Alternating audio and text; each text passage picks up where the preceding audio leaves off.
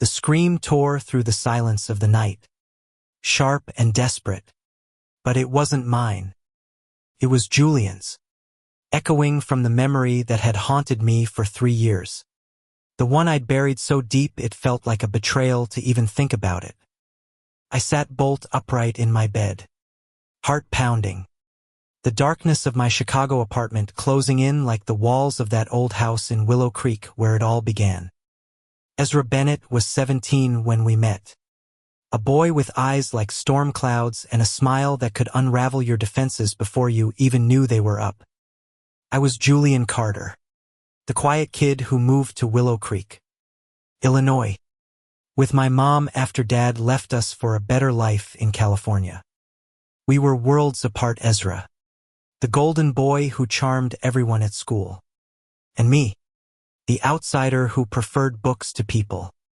But that summer of 2018, under the sticky heat of July, something pulled us together like gravity.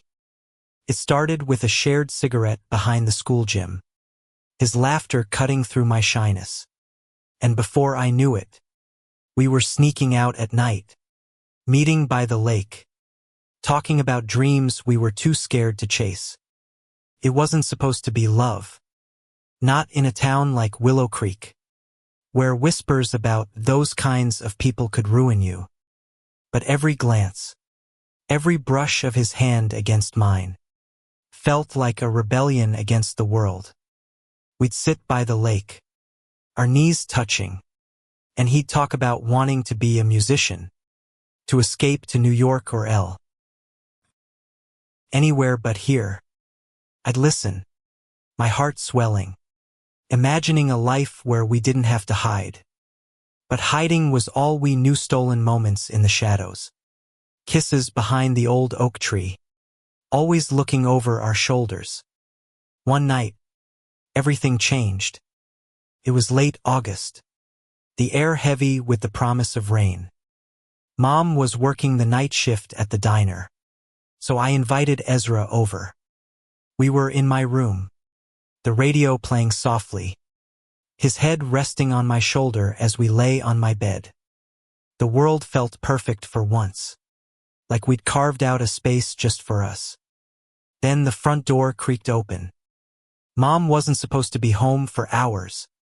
Panic seized me, but Ezra just squeezed my hand, whispering, "It's okay, Jules.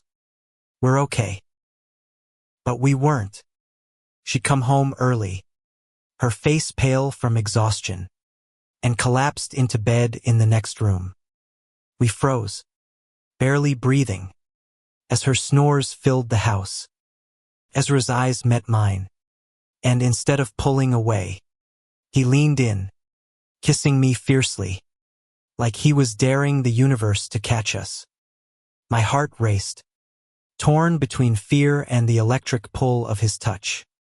He did that to made me feel alive in a way I'd never known, even as the risk of discovery loomed like a storm. We didn't get caught that night, but the weight of it lingered. Every creak of the floorboards, every distant car horn, felt like a warning. I started noticing things: how Ezra's dad, a pastor at the local church, watched him too closely, how the other kids at school smirked when we stood too near each other. Willow Creek wasn't a place for us, not for who we were. But Ezra was fearless, or at least he pretended to be. "They don't get to decide who we love," he'd say, his voice fierce, his hand finding mine under the table at the diner where we'd pretend to just be friends. By September, the rumors started. Someone saw us by the lake. Too close. Too late at night. Whispers spread like wildfire. Kids at school, neighbors, even Mom's coworkers. She started asking questions, her voice sharp with worry. "You're spending too much time with that Bennett boy," she'd say, her eyes searching mine for something I wasn't ready to give. I lied, told her we were just friends, but the guilt ate at me. Ezra, though, didn't flinch. He'd show up at my window at midnight, grinning like the world couldn't touch us. And for a while, I believed him. One evening, we were at his place, his dad out at a church meeting. We were in his basement, the TV flickering with some old movie neither of us was watching. His hand slid up my arm, and I felt that familiar spark, the one that made me forget the world outside. But then his phone buzzed a text from his dad. Home in 10. Behave. Ezra's face tightened, and for the first time, I saw fear in his eyes. We can't keep doing this here, he whispered. It's not safe. He was right, but I didn't want to hear it. I wanted to hold onto the dream of us, the one where we could be together without fear. That night, as I walked home under the streetlights, I felt the first crack in our fragile world. Something was coming, something bigger than us, and I wasn't sure we'd survive it. The next week, everything unraveled. It was a Friday, the air crisp with the first hints of fall. Ezra and I were at the lake again, our spot, where the world felt far away. He was quieter than usual, his fingers tracing patterns on my palm. Jules, he said, his voice low, if something happens, promise me you won't hate me. I laughed it off, thinking he was being dramatic, but his eyes were serious, almost haunted. Before I could ask what he meant, headlights swept across the lake. Car door slammed, and Ezra's dad stood there, his face a mask of rage. Get in the car, Ezra, he barked, his voice cutting through the night. I froze, my heart in my throat, as Ezra stood, his shoulders squared like he was ready for a fight. Dad, I don't, his father snapped, his eyes flicking to me with disgust. You're coming home. Now. Ezra looked back at me, his expression a mix of defiance and apology. And then he was gone, pulled into the car like a prisoner. I stood there, alone by the lake, the cold seeping into my bones. I didn't know it then, but that was the last time I'd see him for months. The next day, his phone was off, his social media gone. Rumors swirled he'd been sent to some camp, a retreat for troubled kids. My stomach churned at the thought, but I couldn't ask anyone, couldn't risk exposing us. Mom noticed my silence, my sleepless nights, but I couldn't tell her. How could I? She was already drowning in her own struggles bills, a dead-end job, the weight of raising me alone. So I buried it. The love, the fear, the truth of what we were. I went to school, kept my head down, and pretended I was fine, even as the hole in my chest grew. Willow Creek moved on, but I was stuck, replaying that night by the lake, wondering if I'd ever see Ezra again. Winter came, and Willow Creek turned gray, the kind of cold that sank into your soul. I'd walk by the lake sometimes, hoping to feel Ezra's presence. But it was just me and the wind, whispering secrets I couldn't share. School was a minefield, kids whispering, teachers giving me pitying looks, like they knew something I didn't. I hated it, the way their eyes seemed to say, poor Julian, caught up in something unnatural. I tried writing to Ezra, but the letters came back unopened. His dad had made it clear, Ezra was being fixed. The words made my skin crawl. Fixed. Like he was broken. Like what we had was a disease. I wanted to scream, to tell the world he wasn't broken, that we weren't wrong. But fear kept me silent. Fear of what Mom would say, what the town would do, what it would mean to admit who I was. By spring, I'd almost given up hope. Then, one night in April, my phone lit up with a number I didn't recognize. Meet me at the lake. Midnight. Please. My heart stopped. It was him. I didn't think. Just grabbed my jacket and slipped out.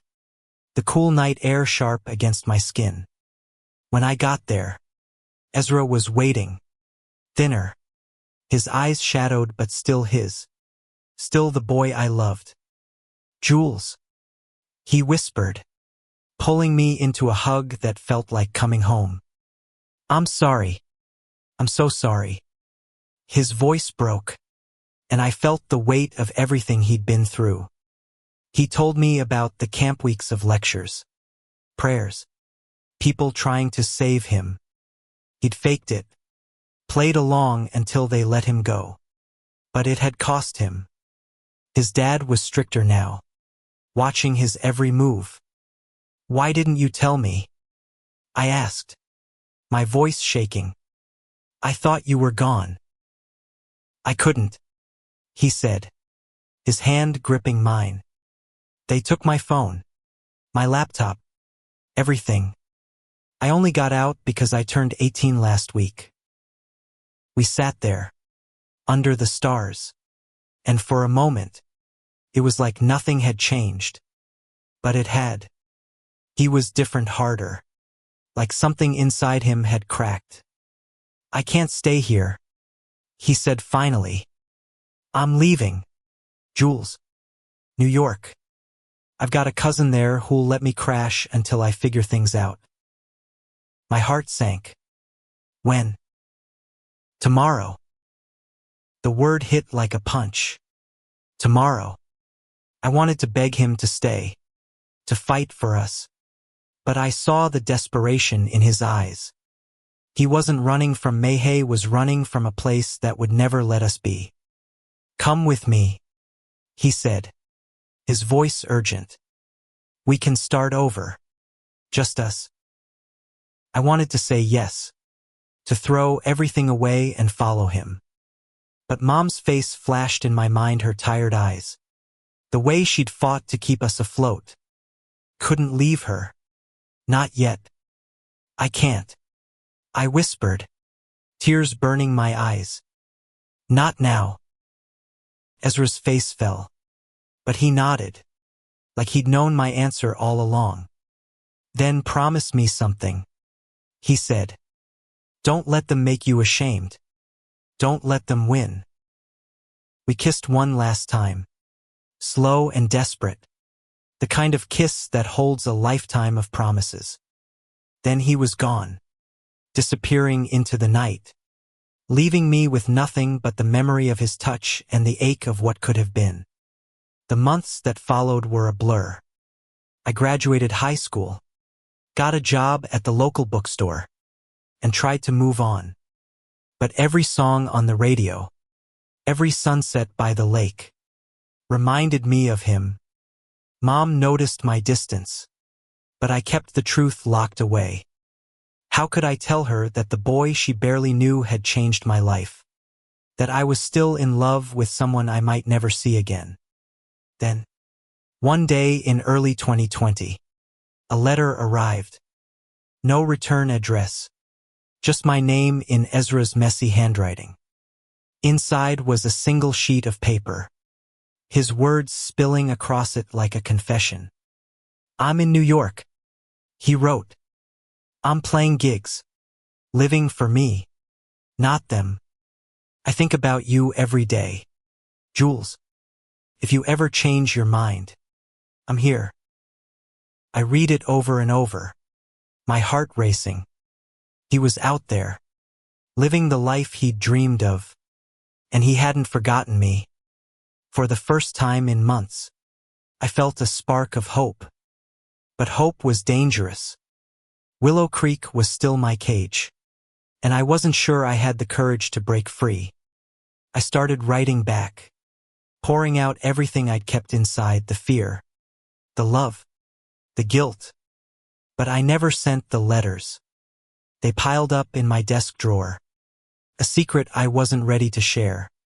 Life went on, and I buried myself in routine, trying to forget the boy who'd made me feel alive. But deep down, I knew I couldn't stay silent forever. By 2021, I'd moved to Chicago, chasing a degree in literature at a community college. The city was loud, alive, nothing like Willow Creek's suffocating quiet. I thought the distance would help me forget. But Ezra's letter stayed with me, tucked into a book I never opened. Every now and then, I'd see his name pop up on Linea's small gig at a Brooklyn bar. A grainy photo of him with a guitar, smiling like he'd found his place in the world. It hurt to see him moving on, but it also made me proud. He was free. I wasn't. Not really. I dated a few guys. Brief flings that never went anywhere because my heart was still tied to him. I hadn't told anyone about Usnut Mom. Not my new friends in the city. The secret was a weight I carried alone, heavier with every passing day.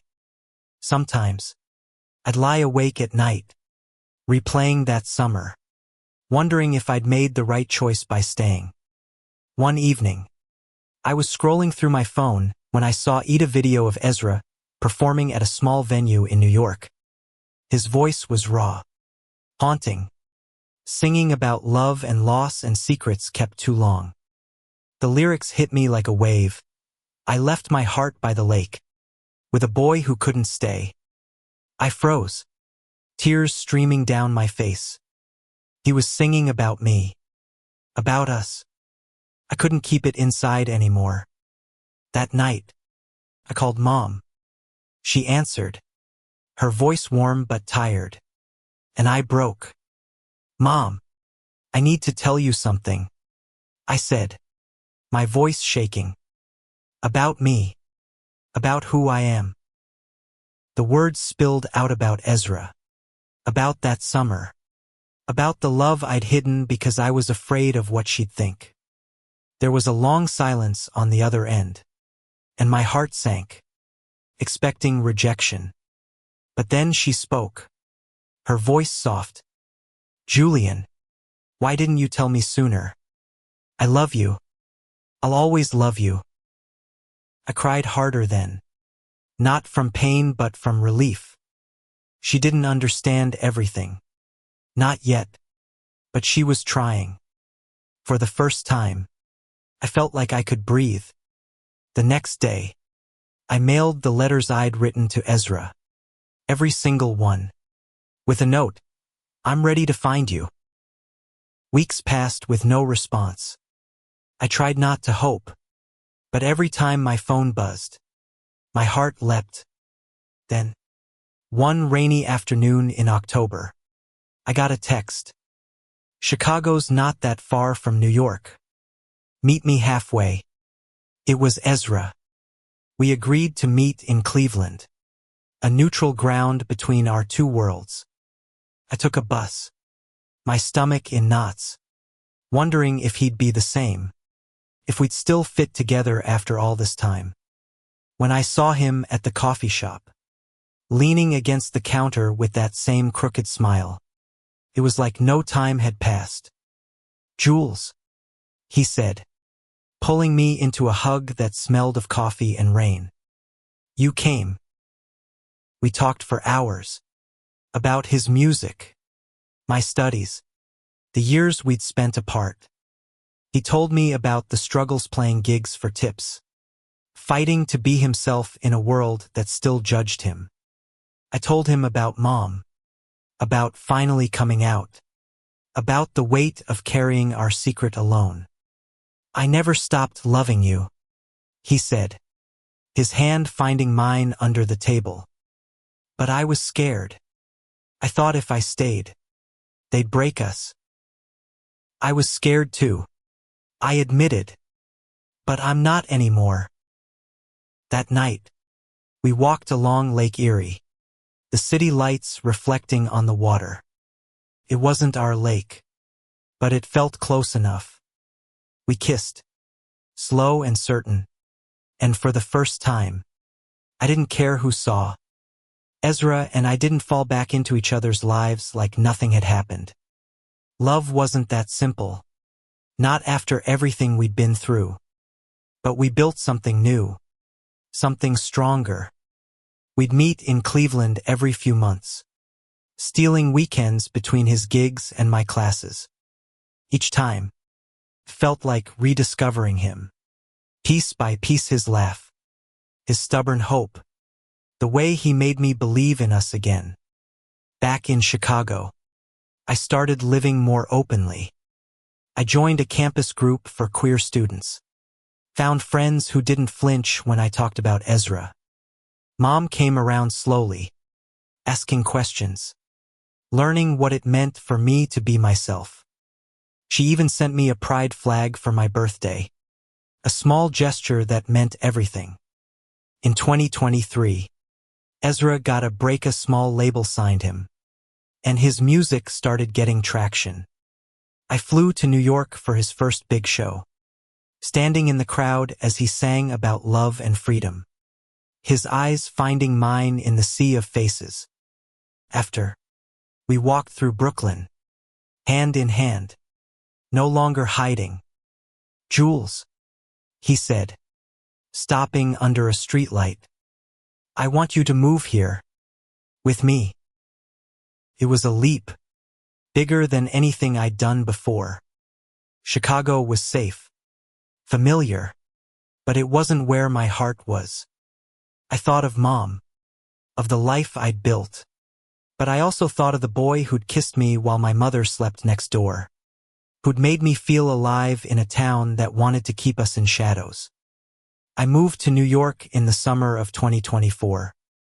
We got a tiny apartment in Brooklyn, the kind with creaky floors and a view of a brick wall. But it was ours. We fought sometimes about money, about time, about the ghosts of our past, but we always came back to each other.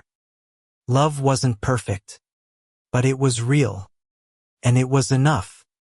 One night, as we lay in bed, the city humming outside, I told him about the scream in my dreams, the one that started this story. "It was you," I said. "That night, in my room, when we thought we were safe.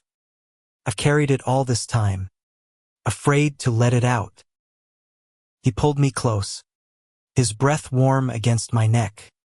"You don't have to carry it alone anymore," he said. "We're here now. We made it." And we had. Against the whispers, the camps, the fear that tried to break us, we'd found our way. I thought about Willow Creek, about the lake where we'd fallen in love. And I realized something. The world hadn't changed, but we had. We'd chosen to live, to love, to be unashamed. Now, as I write this, I'm sitting in our apartment, Ezra strumming his guitar in the next room. The secret I kept for so long is out, not just to him or Mom, but to the world. I've never told anyone until now, but I'm not afraid anymore. Our story isn't just ours, it's for anyone who's ever hidden who they are, who's ever loved in the shadows. It's a reminder that love, real love, is worth fighting for, even when the world tells you it's wrong. We're not perfect, Ezra and I, but we're free, and that's enough.